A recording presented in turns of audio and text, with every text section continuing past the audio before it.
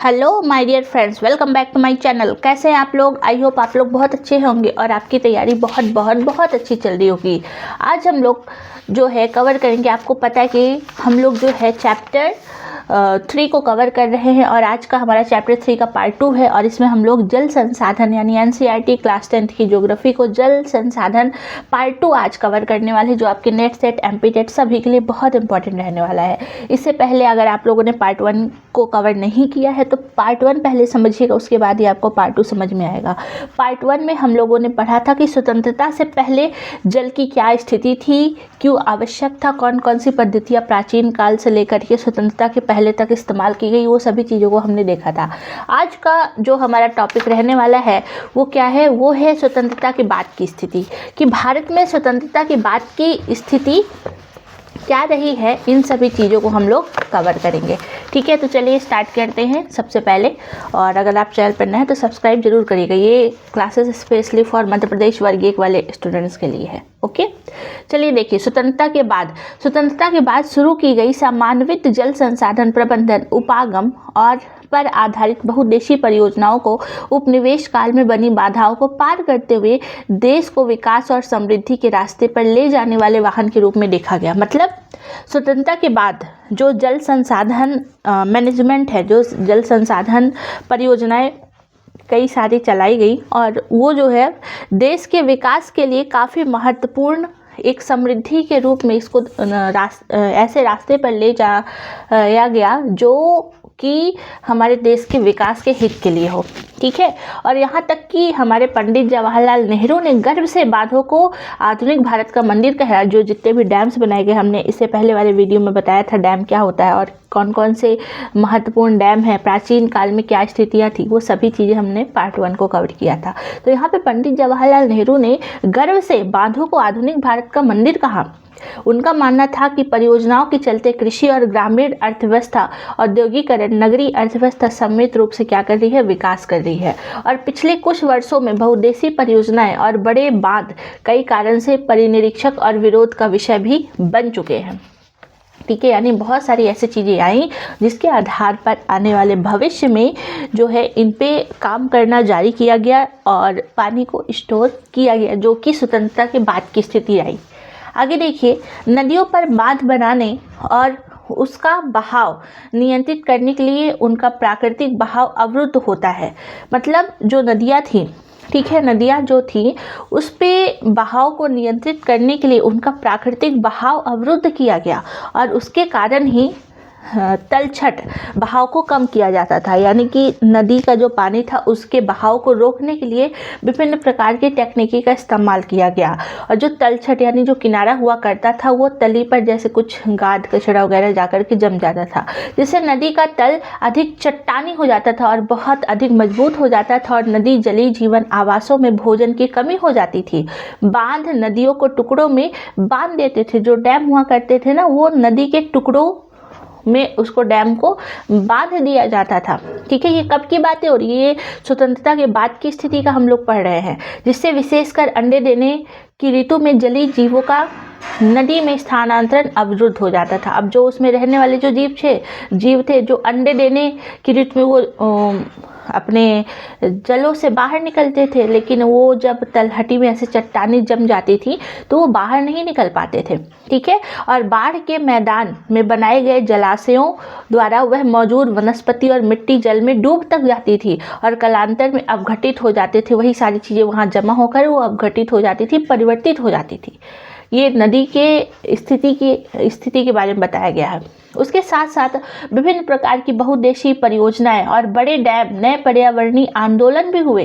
जैसे आप देखिए, हमारी नदी को, हमारे पूरे विश्व स्तर में नदियों को बचाने के लिए विभिन्न कार्यक्रम भी चलाए गए, लेकिन हमारे भारत में खासकर स्पेशली पर्यावरण से सुरक्षा के लिए नर्मदा बचाओ आंदोलन शुरू किया गया और टिहरी डैम आंदोलन के कारण भी बन गए। मतलब नर्मदा बचाओ आंदोलन शुरू किया गया और साथ ही साथ टिहरी बांध आंदोलन के कारण ये सभी जो है टिहरी बांध हो गया, नर्मदा बचाओ आंदोलन हो गया, ये सभी कारण बनते हैं आंदोलन के कि हमारे पानी को स्वच्छ रखा जाए। ठीक है, क्योंकि अवशिष्ट आएंगे तो कहीं ना कहीं चीज़ें खराब होंगी। इन परियोजनाओं का विरोध मुख्य रूप से स्थानीय समुदाय जो वहाँ के लोग रहते थे वो लोग किया करते थे। बृहद स्तर पर विस्थापन के कारण जब वो लोग, कभी कभी तो ऐसा होता था नदियों के किनारे जो बसे हुए घर होते थे उनको छोड़ के जाना पड़ता था दूसरे क्षेत्रों में, ठीक है, दूसरे क्षेत्रों में जाना पड़ता था। ऐसी स्थितियां थी, इस तरीके से स्थितियां थी। आमतौर पर स्थानीय लोगों को उनकी जमीन, खुद की आजीविका, संसाधन से लगाव एवं नियंत्रण, देश की बेहतरी के लिए अपना सब कुछ कुर्बान करना पड़ जाता था। इसीलिए अगर स्थानीय लोगों को इन परियोजनाओं का लाभ नहीं मिल पा रहा है तो किसको फिर मिल रहा है? शायद जमींदारों और बड़े किसानों को या फिर उद्योगपतियों को मिल रहा है, ठीक है, क्योंकि भाई है लैंड, लेकिन उसका फायदा तो आम इंसान तो ले नहीं पा रहा है। तो कहीं ना कहीं कौन, बड़े स्तर पर बड़े जमींदार हो गए, बड़े किसान हो गए, वो उसका लाभ ले रहे हैं। और कुछ नगरीय केंद्रों को, जैसे गांव के भूमिहीनों को ले लीजिए, क्या वे वास्तव में ऐसी परियोजनाओं से लाभ उठाते हैं? बिल्कुल भी नहीं। वो जो बड़े बड़े स्तर के लोग हैं ना, वो लोग ज़्यादातर लाभ उठाते हैं ऐसी जगहों का, जैसे उद्योगपति वगैरह हो गए, ये सारी चीज़ें। उसके बाद अगर देखा जाए सिंचाई ने कई क्षेत्रों में फसल प्रारूप परिवर्तन कर दिया। जब हम लोग सिंचाई का इस्तेमाल करते हैं तो फसलों में परिवर्तन आते हैं, जहां किसान जल गहन और वाणिज्य फसलों की ओर आकर्षित होने लगे। ठीक है, वाणिज्य मतलब अब हम लोग ऐसी फसल उगाएंगे जिससे हम लोग व्यापार कर सके। और इसमें मृदा के लवणीकरण जैसे गंभीर पारिस्थितिकीय परिणाम भी हो सकते हैं। इसी दौरान इसमें अमीर, ठीक है, अमीर जो होते थे या फिर अमीर भूमि मालिकों और गरीब भूमिहीनों से सामाजिक दूरी बढ़ाकर सामाजिक परिदृश्य में बदल जाता था। यानी जो गरीब होता था या फिर अमीर होते तो बिल्कुल अपने आप को एक दूसरे से अलग करके एक भूमिहीन किसानों में होते थे जिनके पास भूमि होती थी, और एक वो किसान जिनके पास भूमि नहीं होती थी। जैसा कि हम देख सकते हैं कि बांध उसी जल के अलग अलग उपयोग और लाभ चाहने वाले लोगों के बीच संघर्ष पैदा करते हैं। गुजरात में साबरमती बेसिन में सूखे के दौरान नगरीय क्षेत्रों में अधिक जल आपूर्ति देने पर परेशान भी किया जा रहा था। यानी देखिए, हम डैम यानी बांध उसी जल के अलग अलग उपयोग और लाभ चाहने वाले लोगों के बीच विभिन्न प्रकार के संघर्ष पैदा हुए। गुजरात में साबरमती बेसिन जो गुजरात में पड़ता है, वहां पर सूखे के दौरान बहुत सारे नगरीय क्षेत्रों में अधिक जल आपूर्ति देने पर परेशान हुए किसान काफ़ी उपद्रव का सामना, मतलब आज जो पानी हमें इतना आसानी से मिल रहा है ना, जो प्राचीन काल हुआ करता था वहाँ पर कितनी ज़्यादा प्रॉब्लम झेलनी पड़ी। जैसे गुजरात में साबरमती बेसिन में सूखा पड़ गया और वहाँ के नगर क्षेत्रों में बहुत ज़्यादा जल आपूर्ति देने के लिए लोगों को परेशान किया जाता था। किसान उपद्रव पर उतारू हो गए थे, ठीक है। और विभिन्न प्रकार की बहुउद्देशीय परियोजनाओं के लागत और लाभ के बंटवारे को लेकर अंतर्राज्यीय झगड़े आम होते जा रहे थे, और ये कई सारे कारण हो जाते हैं जिसके आधार पर हमारा जो भारत है विभिन्न प्रकार के मुसीबतों का सामना करना पड़ जाता है। मतलब क्या स्थितियां थी उस समय पे, आप देखिए क्या स्थितियां थी, किस प्रकार से हमारे पूरे भारत को या फिर ऐसे लोगों को जिनको जल स्तर पे इतनी ज़्यादा पानी के लिए इतनी जिल्लत का सामना करना पड़ा, जो हमें आज आसानी से मिल रहा है, लेकिन फिर भी हम लोग उसकी कद्र नहीं कर रहे हैं। इसलिए उसकी कद्र करें।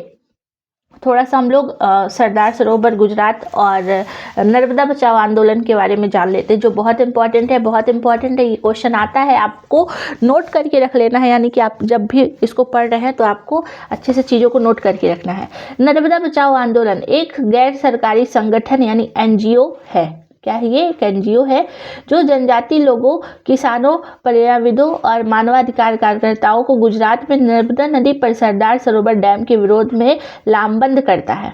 मतलब यह जो NGO था और नर्मदा बचाओ गैर सरकारी संगठन था, ये जनजाति लोगों को, किसानों को और जितने भी हमारे पर्यावरणविद हैं उनके मानवाधिकार और कार्यकर्ताओं को गुजरात में नर्मदा नदी पर सरदार सरोवर डैम के विरोध में सपोर्ट किया। मूल रूप से शुरू में यह आंदोलन जंगलों के बांध के पानी में डूबने जैसे पर्यावरणीय मुद्दों पर की। स्टार्टिंग में ना ये क्या हो रहा था कि जंगलों में जो डैम का पानी था तो वहाँ के पेड़ पौधे डूब गए थे, इसी कारण से स्टार्टिंग तो वहाँ से होता है इस आंदोलन का। हाल ही में इस आंदोलन का लक्ष्य 92 विस्थापित गरीब लोगों को सरकार से संपूर्ण पुनर्वास सुविधाएं दिलाना। और बाद में ये तो पहले जंगल से स्टार्ट हुआ कि जंगलों का जो पानी था इसमें डूबना नहीं चाहिए था, लेकिन आने वाले भविष्य में पर्यावरणीय मुद्दों पर केंद्र था। हाल ही में इस आंदोलन का लक्ष्य बाढ़ से विस्थापित गरीबों को सरकार से संपूर्ण पुनर्वास सुविधाएं दिलाना हो गया था कि अब हम लोग पूरी तरीके से सरकार को क्या करेंगे, जो इनकी निवास छीने जा रहे हैं उनको निवास जरूर दिलाएंगे, जो ये लोग डैम बना रहे हैं ज़बरदस्ती का। ठीक है, लोगों ने सोचा कि उनकी यातनाएं व्यर्थ नहीं जाएंगी और विस्थापन का शोक स्वीकार किया और यह विश्वास करके सिंचाई के प्रसार में माला माल हो जाएंगे। प्राय रिहंड के उत्तरजीविका ने हमें बताया कि उन्होंने अपने कष्टों को देश के कुर्बानी के रूप में स्वीकार किया, परंतु अब 30 साल के कड़े अनुभव के बाद जब उनकी आजीविका और अधिक जोखिमपूर्ण हो गई तो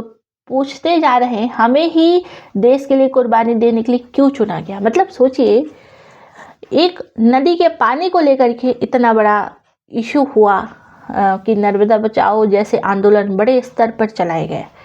उनकी आजीविका को बचाने के लिए जहां आसपास लोग रह रहे थे उस नर्मदा के आसपास, उनको बचाने के लिए इतने सारे आंदोलन चलाए जाते हैं। ये जो स्रोत है ना, वो एक्चुअल में यह जो है 1995 का स्रोत है। ठीक है, अब थोड़ी सी बात करते हैं सरदार। ये देखिए, आपको पता है कि नर्मदा बचाओ आंदोलन नर्मदा नदी को बचाने के लिए किया गया था। एक्चुअल में इसकी जो नेता थी ना, मेधा पाटेकर थी, नर्मदा बचाओ आंदोलन की। क्या नाम है उनका, इसमें नहीं दिया हुआ है, मेघा पाटेकर। ठीक है, आप लोग नोट कर सकते हैं, मेघा पाटेकर ये थी। लेकिन क्या स्थिति रही है ये आप लोग देख सकते हैं। अब आगे बात करते हैं सरदार सरोवर डैम। सरदार सरोवर डैम गुजरात में नर्मदा नदी पर बनाया गया। यानी जो सरदार सरोवर डैम था ये कहाँ पर, नर्मदा नदी पर बना, कहाँ, गुजरात में। ठीक है, यह भारत की एक बड़ी जल संसाधन परियोजना है जिसमें 4 राज्य, ये बहुत इंपॉर्टेंट है, ये है तो गुजरात में, जो सरदार सरोवर डैम है गुजरात में नर्मदा नदी पर, लेकिन यह जो है इसका इस्तेमाल 4 राज्य करते हैं। महाराष्ट्र, मध्य प्रदेश, गुजरात, राजस्थान सम्मिलित है, ये सभी चारों राज्य। ठीक है, क्योंकि काफ़ी बड़ी परियोजना थी। सरदार सरोवर परियोजना गुजरात में लगभग 9,490 गांव और 173 कस्बे, मतलब सरदार सरोवर परियोजना का इस्तेमाल गुजरात की लगभग 9,490 गांव और 173 कस्बे तथा राजस्थान के 124 गांवों के सूखाग्रस्त तथा मरुस्थलीय भागों की जल की आवश्यकता को पूरा करेगी। इसका ये उद्देश्य था।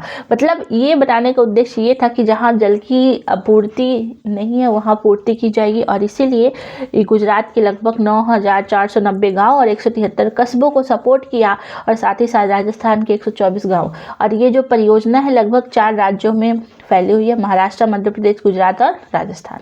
तो आई होप आपको ये क्लियर हो गया। इस छोटे छोटे पॉइंट्स हैं लाइन में जो हमें निकल के आने हैं, ये आप देख सकते हैं।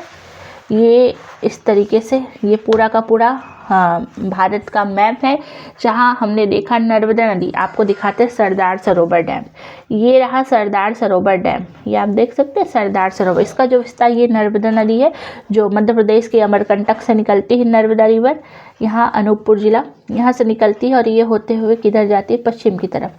पश्चिम की तरफ गिरने वाली नदियों में ये सबसे महत्वपूर्ण मानी जाती है नर्मदा नदी। सरदार सरोवर डैम यहाँ पे बना हुआ है। ठीक है, चलिए, बहुत अच्छा। और भी बहुत सारे डैम हैं जो आपको, यहाँ रिहंड डैम है उत्तर प्रदेश में।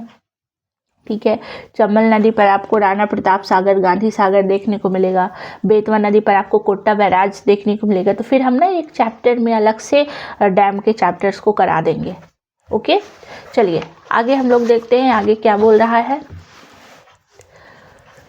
नेक्स्ट है, क्या आप जानते हैं कि कृष्णा गोदावरी विवाद की शुरुआत महाराष्ट्र सरकार द्वारा कोयना पर जल विद्युत परियोजना के लिए डैम बनाकर जल की दिशा परिवर्तित कर कर्नाटक और आंध्र प्रदेश सरकारों द्वारा अपनाए जाने से हुई थी। मतलब जो कृष्णा और गोदावरी, मतलब नदियों को बचाने के लिए जो है इस प्रकार से विभिन्न प्रकार से देखने को मिला। क्या देखने को मिला, विवाद।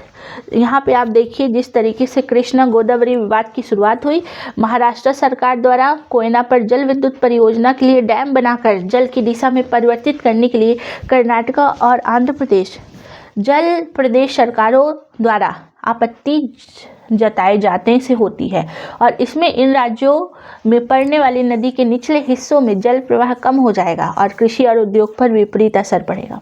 ठीक है, तो ये जो है कृष्णा और गोदावरी विवाद भी स्टार्ट होता है किसके लिए, जल विद्युत परियोजनाओं के लिए।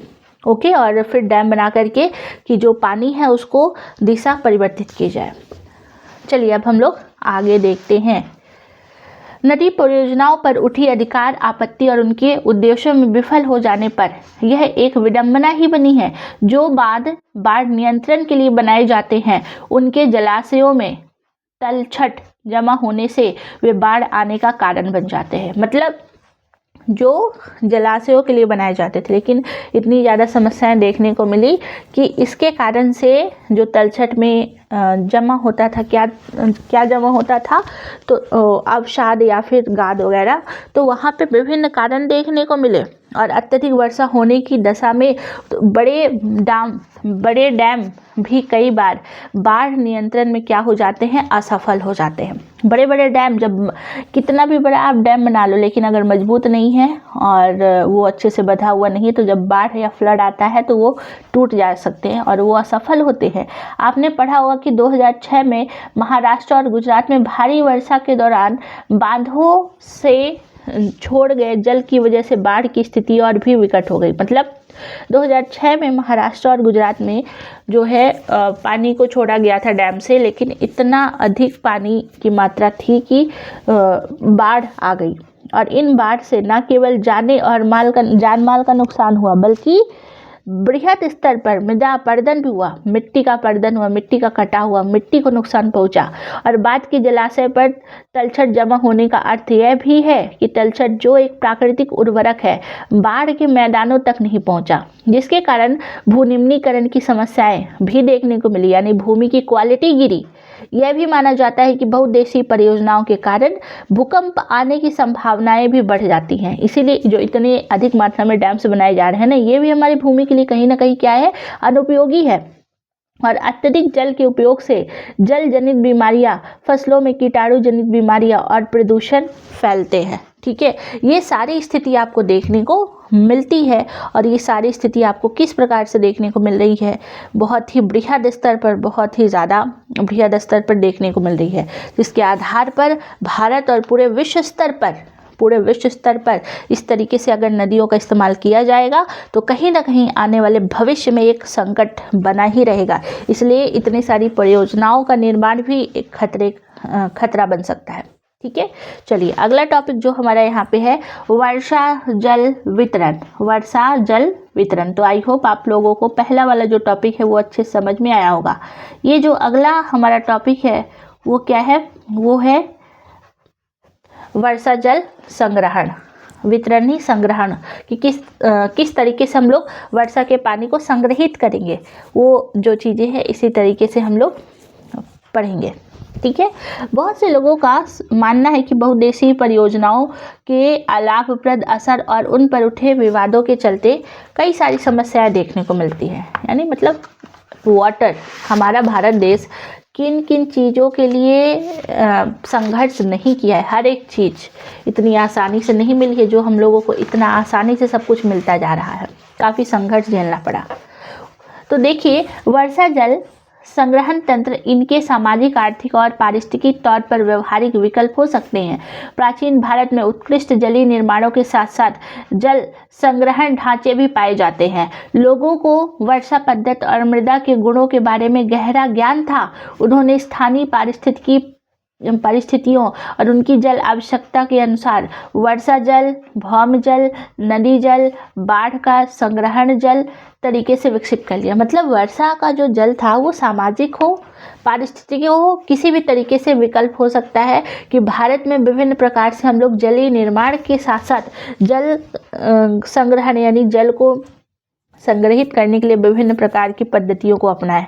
और मृदा की क्वालिटी के बारे में अगर अच्छा ज्ञान है तो उन्होंने बहुत विभिन्न परिस्थितियों के आधार पर जल की आवश्यकता अनुसार वर्षा का पानी, अंडरग्राउंड वाटर, नदी के पानी, बाढ़ आई हुई जल का पानी को बहुत अन्य तरीके से उन्होंने विकसित किया। यहाँ तक कि पहाड़ी और पर्वतीय क्षेत्रों में लोगों ने गुल अथवा कुल जैसी वाहिकाएं, वेरी इंपॉर्टेंट, पहाड़ी और पर्वतीय क्षेत्रों में लोगों ने गुल अथवा कुल यानी पश्चिमी हिमालय जैसी वाहिकाएं बनाई। नदी की धारा का रास्ता इन लोगों ने बदल दिया, जो खेतों में सिंचाई के लिए डायरेक्ट कर दिया। पश्चिमी भारत में विशेषकर राजस्थान में पीने का जल एकत्रित करने के लिए छत वर्षा जल, मतलब छत पर जो बारिश होती थी उसके पानी को स्टोर किया गया। और वो मतलब कई सारे टेक्निक्स अपनाए गए जो टेक्निक्स के आधार पर आपके वर्षा के पानी को संग्रहित किया जाए। और वेस्ट बंगाल में बाढ़ के दौरान बाढ़ के मैदान में लोग अपने खेतों की सिंचाई के लिए बाढ़ जल वाहिकाएं बनाते थे। और शुष्क और अर्धशुष्क क्षेत्रों में खेती में वर्षा जल एकत्रित करने के लिए गहरे गड्ढे बनाए जाते थे ताकि मृदा को सिंचित किया जा सके और संरक्षित किया जा सके और खेती के लिए उपयोग में लाया जा सके। मतलब वर्षा का पानी जो भी तरीका अपनाया गया वो सभी तरीके अपनाए जाते हैं जिससे वर्षा के पानी को स्टोर किया जाए। यहाँ तक कि राजस्थान के जिले जैसलमेर में खादीन और अन्य क्षेत्रों में जोहड़ के उदाहरण हैं। जोहड़ बनाए जाते हैं और वहाँ पे पानी को स्टोर किया जाता है। ये राजस्थान में है, बहुत इंपॉर्टेंट है, राजस्थान का है ये। और एक हमने देखा था पहाड़ी इलाकों में क्या कुल और गुल जैसी चीज़ें बनाई जाती जिसमें पानी को क्या किया जाता था, पानी को स्टोर किया जाता था। तो आई होप आपको यहाँ तक समझ में आ गया होगा, किसी भी प्रकार से कोई भी डाउट नहीं होगा। ठीक है, चलिए हम लोग आगे देखते हैं। जैसे देखिए यहाँ पे एक चित्र के रूप में आपको दर्शाया गया है। चित्र आप देखिए यहाँ पे, ये है आपका हैंडपम्प के माध्यम से पुनर्भरण। मतलब ये वापस ये जो हैंडपम्प से है ये वर्षा का पानी है और इस छत पे स्टोर किया गया और फिर से इसको हैंडपम्प अंडरग्राउंड वाटर में हैंडपम्प में इसको डाला गया। तो ये वर्षा के पानी को स्टोर करके वापस इस हैंडपम्प में डाला जाता है। ठीक है, इस तरीके से। उसी प्रकार से यहाँ पे देखिए बेकार पड़े कुएं के माध्यम से पुनर्भरण, यानी जो बेकार कुआं है, जैसे मान लीजिए कुआं है जो बहुत दिनों से ऐसे ही खराब पड़ा है, तो वर्षा का पानी है जल में स्टोर किया गया और उसे स्टोर वाटर को ये देखिए इस तरीके से यहाँ पे उस कुएं में डाला गया। तो ये सारी टेक्निक्स अपनाई गई जिसके माध्यम से छत वर्षा जल का संग्रहण, हम छत पे पानी को स्टोर करके विभिन्न प्रकार के जल को अपना सकते हैं। पीवीसी पाइप का इस्तेमाल किया जाता है, छतों को वर्षा जल एकत्रित किया गया। मतलब कि यहाँ पे पीवीसी पाइप का इस्तेमाल किया गया। रेत और ईंट प्रयोग करके जल छनन किया गया। भूमिगत पाइप के द्वारा जल हौज तक ले जाया गया और जहाँ से इसका प्रयोग किया जाता है। हौज से आगे देखिए, हौज, ये इसको हौज कहते हैं। ये वाटर है और ये हौज से लाया जाता है पीवीसी पाइप में। ये हौज से अतिरिक्त जल कुएं तक ले जाया गया और कुएं का जल भूमिगत जल का पुनर्भरण किया और बाद में इस जल का उपयोग फिर से वापस किया जा सकता था। तो ये तरीका अपनाया गया जिसके माध्यम से हम वर्षा के जल को क्या करें, स्टोर कर सके। ठीक है, देखिए उसी प्रकार से एक चित्र बना है आपके एनसीईआरटी में। एक कुल से वार्तुल ग्रामीण तालाब बनता है। मतलब एक गांव है जहाँ पे तालाब बना गया वर्तुला आकृति में, यानी गोल गोल। ये काजा गांव के चित्र है। कहाँ का? काजा गांव, जिससे जरूरत पड़ने पर पानी छोड़ सके और यहाँ पे पानी को स्टोर किया जा सकता है और रिलीज भी किया जा सकता है। तो ये वर्षा का पानी ही इसमें रखा गया। ठीक है, उसी प्रकार से राजस्थान जैसे क्षेत्रों में जहाँ पर इतनी कम मात्रा में पानी है, तो अर्ध शुष्क और शुष्क क्षेत्रों में विशेषकर बीकानेर हो गया, फालौदी, बाड़मेर में लगभग हर घर में पीने का पानी संग्रहित करने के लिए भूमिगत टैंक। मतलब सोचिए क्या क्या टेक्निक्स हमारे भारत में अपनाई जाती है जो हम लोग अपने घरों में इस्तेमाल कर सकते हैं। राजस्थान में इतनी कमी है पानी की, उसके बाद भी ये लोग पानी को संग्रहित करने के लिए भूमिगत टैंक, अंडरग्राउंड टैंक अथवा टाका हुआ करते थे। अंडरग्राउंड टैंक डलवाए थे, उसी में वर्षा के पानी को स्टोर किया करते थे। इसका आकार एक बड़े कमरे जितना भी हो सकता था। अंडरग्राउंड जैसे टैंक बनते हैं ना, टैंक वॉशरूम्स वाले टैंक, तो वो उस तरीके से टैंक्स बनाए जाते थे जहाँ पर पूरे पानी को स्टोर किया जाता था। फलौदी में एक घर में लगभग 6.1 मीटर गहरा, मतलब एक घर में तो इतना बड़ा टैंक हुआ जो लगभग 6.1 मीटर गहरा और 4.27 मीटर लंबा और 2.44 मीटर टाका यानी कि टैंक बनाया गया। मतलब कि इसकी जो गहराई की बात की जाए 6.1 मीटर गहरा था, लंबा 4.27 मीटर लंबा और इसका चौड़ा था 2.4 मीटर चौड़ा। देखो अब कितने बड़े बड़े टैंक बनाए गए। क्यों? क्योंकि वर्षा के पानी को स्टोर करने के लिए। कहाँ की बात है? राजस्थान के फलौदी में।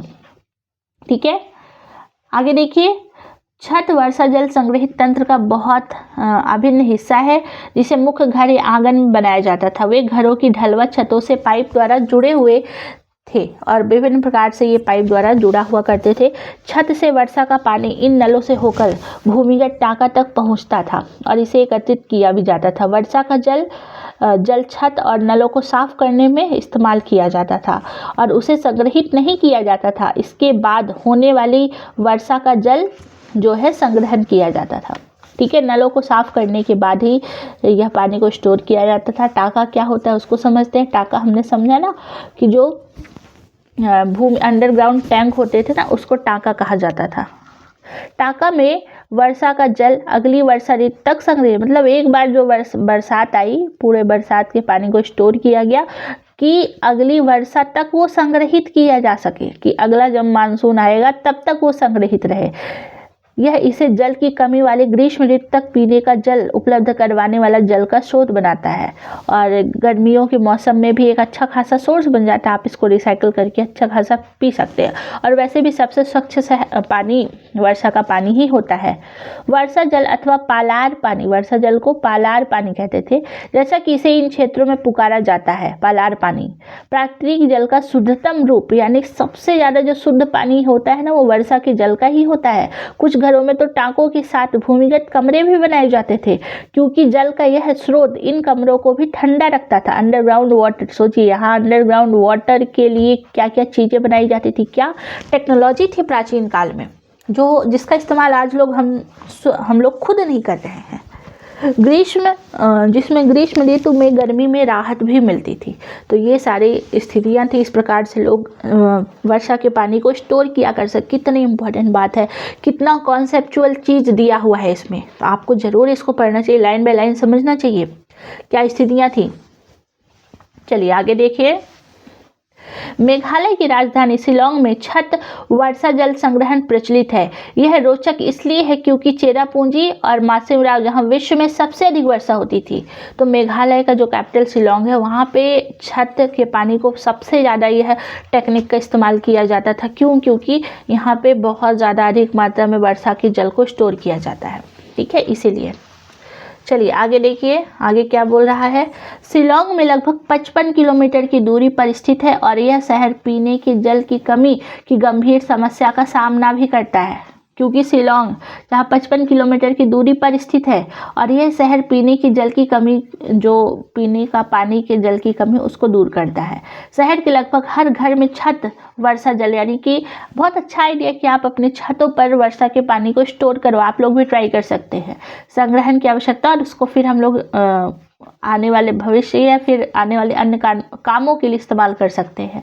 घरेलू जल आवश्यकता की कुल मांग के लगभग 15 से 25% हिस्सों की पूर्ति छत जल संग्रहण से ही हो जाती। कितनी अच्छी बात है ना। जिसके आधार पर हम क्या कर सकते हैं, अंडरग्राउंड वाटर का इस्तेमाल करके आने वाले अन्य कार्यों के लिए उसका इस्तेमाल कर सकते हैं। हमारे यहाँ तो जैसे हम लोग मध्य प्रदेश के, तो मध्य प्रदेश में तो इस प्रकार की चीज़ें नहीं देखने को मिली है कि अंडरग्राउंड वाटर टैंकों में छत के पानी को स्टोर करना। ये अभी तक तो मध्य प्रदेश में उतनी खास है नहीं। यह दुख की बात है कि आज पश्चिमी राजस्थान में छत वर्षा जल संग्रहण की रीति इंदिरा गांधी नहर से उपलब्ध 12मासी पेयजल के कारण अब कम हो चुकी है, लेकिन प्राचीन काल में इसका इस्तेमाल बहुत ज़्यादा होता था। हालांकि कुछ घरों में टांकों की सुविधा अभी है प्रेजेंट में, खासकर राजस्थान में, क्योंकि उन्हें नल के पानी का स्वाद उतना पसंद नहीं आता था। सौभाग्य से आज भी भारत के कई ग्रामीण और शहरी क्षेत्रों में जल संग्रहण का यह तरीका प्रयोग में लाया जाता है। जैसे कर्नाटक के मैसूरू जिले में स्थित एक सुदूर गांव गंथागूर में ग्रामीणों ने अपने घर में जल आवश्यकता की पूर्ति के लिए अभी भी छत पर अपने वर्षा के जल को संग्रहित किया है और गांव के लगभग 200 घर में यह व्यवस्था है आज भी प्रेजेंट में राजस्थान में। ठीक है, जैसे आप देखिए ये घर हैं और ये घरों के अंदर है इस तरीके से, अंडरग्राउंड वाटर है, ये छत पे पानी को स्टोर किया और पाइप के माध्यम से अंडरग्राउंड में डाला जाता था। छत जल ग्रहण, ये देखिए, ठीक है। ये थार वो शहर जहाँ भारत का रेगिस्तान है, ठीक है, थार डेजर्ट। तो छत जल ग्रहण थार के सभी शहरों और ग्रामीणों में ऐसी प्रचलित है, क्योंकि वर्षा के परिवर्तन से वर्षा तो कम होती है, जो भी वर्षा होगी तो उसके पानी को स्टोर किया जाएगा। और वर्षा जल जो कि घरों के ढालू छतों पर गिरता था, उसे पाइप की द्वारा, ऐसे देखिए ऐसे पाइप्स लगी है ना, तो ये पाइप्स के द्वारा क्या करते थे, ये इस तरीके से टांका या टंकी अंदर बनाते थे और उसको स्टोर किया करते थे। भूमि में गोले छिद्र जो मुख्य रूप से आंगन में ये लोग बनवाते थे और वहीं पर इसको स्टोर किया जाता था। ऊपर दिखाया गया चित्र आप देख सकते हैं। जल पड़ोसी की छत से एक लंबे पाइप के द्वारा लाया जाता था। अड़ोसी पड़ोसी की छत जहाँ से भी ये लोग करें, वहाँ से ये लोग अपने अपने घरों में भरते थे। यह पड़ोसी की छत का उपयोग वर्षा जल को एकत्रित करने के लिए किया जाता था। चित्र में एक छेद यहाँ पे दिखाया भी गया है। और इस तरीके से टाका का इस्तेमाल करके, जो है टाका वर्ड याद रखिएगा, टंकी, ठीक है, टंकी जो कि बहुत बड़ी बड़ी होती थी और यहाँ पे पानी को स्टोर करने के लिए टाका का इस्तेमाल होता था। तो ये रहा आपका जल संसाधन। और भी थोड़ा सा सेक्शन बचा हुआ है, ये आप देख सकते हैं। वो चित्र पर आप छोड़ सकते हैं, नीचे वाला हिस्सा। हम इस गांव ने वर्षा जल संपन्न की ख्याति अर्जित की है, ठीक है। जिस प्रकार से हमने थार डेजर्ट के बारे में पढ़ा, थार शहर के बारे में पढ़ा, यहाँ प्रयोग किए जा रहे वर्षा जल संग्रहण ढांचों के बारे में बहुत अधिक जानकारी के लिए आप पीछे वाले चित्रों में देख सकते हैं। इस गांव में हर साल लगभग 1000 किलोमीटर वर्षा होती है। मात्र 1000 मिलीमीटर वर्षा होती है और 10 भराई के साथ यह संग्रहण दक्षता 80% है। यहाँ हर घर लगभग प्रत्येक वर्ष लगभग 50,000 मीटर जल का संग्रहण और उपयोग कर सकता है, ठीक है। और लगभग 200 घरों द्वारा हर वर्ष लगभग आप देखिए तो 10 लाख लीटर जल एकत्रित किया जा सकता है। 10 लाख लीटर, आप अगर इस तरीक़ों का इस्तेमाल करेंगे तो लगभग आप 10 लाख पानी वहाँ पे इस तरीके से उपयोग किया जाता था। ओके, एक रोचक तथ्य यहाँ पे दिया गया है, खास करके यहाँ पे आप देख सकते हैं तमिलनाडु के बारे में बताया गया। तमिलनाडु एक ऐसा राज्य है जहाँ पूरे राज्य में हर घर में छत वर्षा जल संग्रहण है और ढांचों का बनाया आवश्यक कर दिया गया है। मतलब कि हर घर में इस प्रकार से छत बनाई जाए जहाँ पे वर्षा के पानी को स्टोर किया जाए, ठीक है। कहाँ पर? तो तमिलनाडु में। इस संदर्भ में दोषी व्यक्तियों पर कानूनी कार्यवाही भी की जाएगी जो लोग इसका विरोध करेंगे तो, ठीक है। और ये कुछ जंगल में है, ये बांस ड्रिप सिंचाई है जो कि मेघालय में नदियों के झरनों को रोकने के लिए इसका इस्तेमाल की जाती थी। और यह बांस की पाइप्स आप देख सकते हैं, ये बहुत पुरानी विधि है। एक्चुअल में ये 200 वर्ष पुरानी विधि है। ये बांस होता है ना, बांस के पाइप से पानी को स्टोर करने के लिए 18 से 20 लीटर सिंचाई ये पाइप का इस्तेमाल किया जाता था, ठीक है। और अंत में पानी के बहाव को लगभग 20 से 80 बूंद प्रति मिनट तक घटाकर पौधे पर, इसको प्लांट्स के लिए इस्तेमाल करते थे, प्लांट्स में छोड़ने के लिए। जैसे कि आप देखिए ये प्लांट बहुत अनन्य प्रकार की चित्र है कि पौधों को पानी देने के लिए ना इस प्रकार की पाइप की जगह बांस की ड्रिप का इस्तेमाल किया जाता था। बस इतनी सी बातें थी आपकी इस चैप्टर में और आपका चैप्टर होता है यहीं पे ख़त्म। तो आई होप आपको चैप्टर 3 अच्छे से समझ में आया होगा। हम लोगों ने पूरा बेहतर तरीके से समझा है पूरा जो कि हमारा था जल संसाधन। अब जो अगला चैप्टर है हमारा वो क्या है? वो है कृषि, ठीक है। अगला चैप्टर हमारा कृषि है और इसको हम लोग कल की क्लास में देखेंगे। अगर चैप्टर लंबा होगा तो डेफिनेटली 2 क्लासेस आएंगी और अगर 1 होगा तो 1 ही क्लासेस आएगी, ठीक है। तो आप जो है अच्छे से कवर करिए। देखिए आपको थोड़ा सा बोरिंग फील हो सकता है, बट यकीन मानिए लाइन बाय लाइन पढ़ना, उसको अच्छे से समझना बहुत ज़्यादा इम्पॉर्टेंट है। आप सिर्फ ज्योग्राफी इसलिए नहीं पढ़ रहे हैं कि आपके फैक्ट याद हो, रटो नहीं, आपके कॉन्सेप्ट क्लियर हो रहे हैं, ठीक है। तो अगर वीडियो पसंद आए तो लाइक शेयर सब्सक्राइब जरूर करिएगा, शॉर्ट नोट्स जरूर बनाएं और इस प्रकार से मिलते हैं नेक्स्ट वीडियो में। कोई भी दिक्कत हो तो नीचे कमेंट में बताइए, कोई इशू हो तो भी नीचे आप कमेंट में बताइए, क्योंकि इस प्रकार से बहुत सारे और भी वीडियोस, पूरी एनसीईआरटी हम लोग क्लास 10th की पूरी एनसीईआरटी ऐसे ही कवर करेंगे। आपको बने रहना है, अपने लेक्चर्स को अच्छे से कवर करना है, ठीक है। तो फिर मिलते हैं नेक्स्ट सेशन में। आई होप आपको वीडियो पसंद आया हो। वीडियो पसंद आया हो तो लाइक शेयर सब्सक्राइब जरूर करें। ओके, तो थैंक यू सो मच। जय हिंद।